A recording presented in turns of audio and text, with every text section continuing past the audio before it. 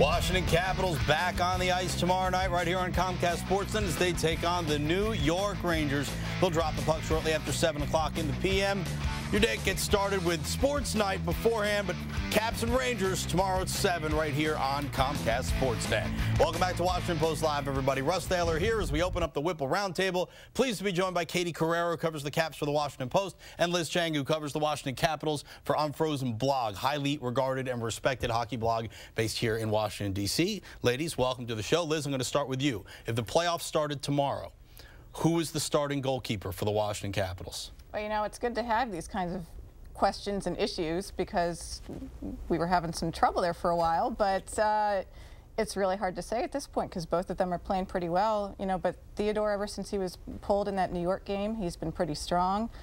Johnson's been great too, so it's going to be a toss-up. Katie, can they go through the postseason with either of those guys being their number one? I don't know if I still don't know if I'm 100% sold. I mean, when both of those guys are good, they're good. But if they're off, you're dealing with a whole other can of worms. And right now, I think time will tell. Right now, Bruce, I don't think is going to say, okay, you're my starter and you're my backup. I think he's going to let the two of them continue to play this out. And there's still the maybe something crazy happens at the trade deadline that we don't know about at this point. But right now, going into the season as is right now, I'd say that Jose Theodore has a little bit of an edge because he was brought in to be the #1 goaltender, and finally he started to look like it. And Brent Johnson, unfortunately for him, he's on the short end of the stick with this one, just because they're going to give Jose the shot because that's what they signed him to do. Yeah, and as long as Brent's hip keeps acting up, he probably doesn't have a rightful stake to that claim of the #1 netminder because he can't play every night. He's hurting too much afterwards. Isn't it nice to have this conversation, though, it's a good if the Capitals started the playoffs today? Look, if the playoffs started today, then we're talking about the #2 team in the Eastern Conference, not just winning the Southeast Division by a landslide, which is what they're doing. Daniel writes in on the Comcast Triple Play inbox that he thinks it's incredibly important that the Caps continue to play this way and make their push for either 1 or 2 in the Eastern Conference because he doesn't want to see him have to play a team like the Flyers in the first round like last year. How important is it for the Caps to finish 1 or 2 in the East?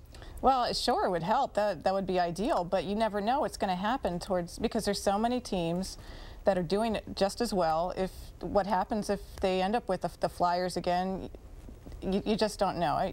It's good for them to focus on that, though. They definitely need to keep that up. I think it's definitely, and I talked to Brooks Lake about this yesterday, actually. I was like, players always say they aren't paying attention to the standings, but that's not true. This team is paying attention to the standings. I mean, it's never true when they say that, by the way. Well, I mean, but at least, like, admitted it. And he's like, I check them every day, and he's like, Boston is going to be hard to catch. They know that, but it's one of those things that if they keep winning, they want that home ice. Yes, they had it last year, but this team's doing so well at the Verizon Center. Home ice is definitely an objective for them.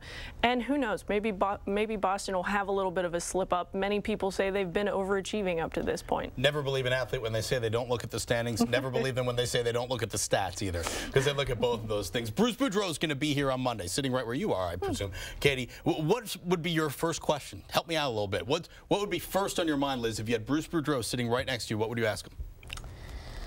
Oh, boy. You know, there's any number of things going on right now, but if it wasn't for the goalie controversy, that would definitely be one thing on my mind.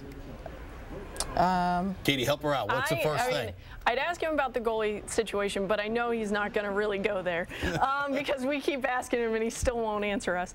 I'd ask him about the situation that Karl Alzner has played himself into because he has been playing remarkably well as of late, and it's going to be awfully hard as these players start to get healthier. Tom Poti still has that groin injury, and so it's unsure when he will come back and when they could possibly consider sending Alzner back down, but can they?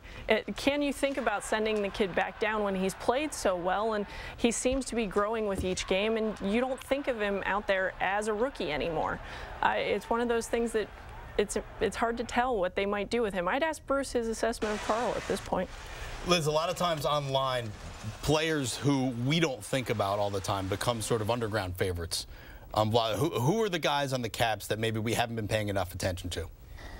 Well, you know, there's quite a few guys on the Caps that everybody's thinking about, but it's not so much the Caps as it is the guys in Hershey that are really starting to pop up. Who's number one on that list?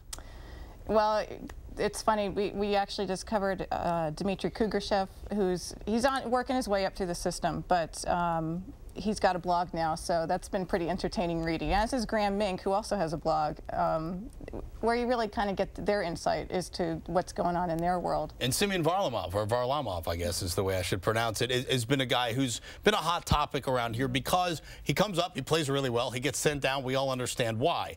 At what point, though, are we going to stop having to say, well, it makes sense, and just say, this guy might be good enough to play right now in the NHL consistently?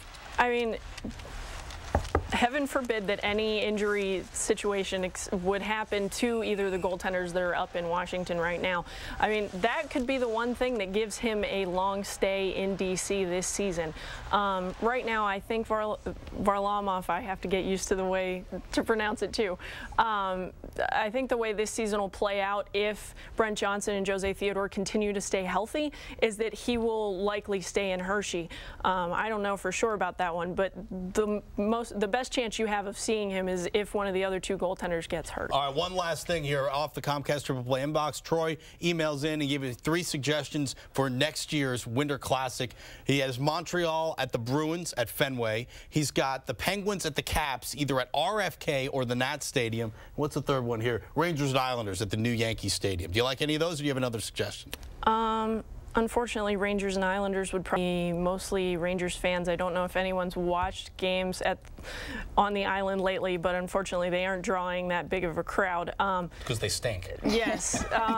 But in terms of a game in D.C., while it'd be neat to see, it rains here in December, which makes for bad ice.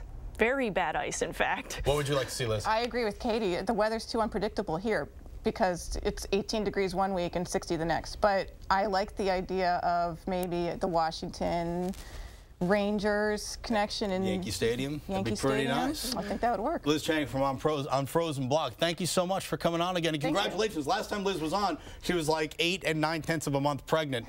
And congratulations, happy and healthy baby girl. So that's great news. Thank you. Katie, you're sticking around for Leftovers. Yep. We're going to break here on Washington Post Live. When we come back, it is Leftovers.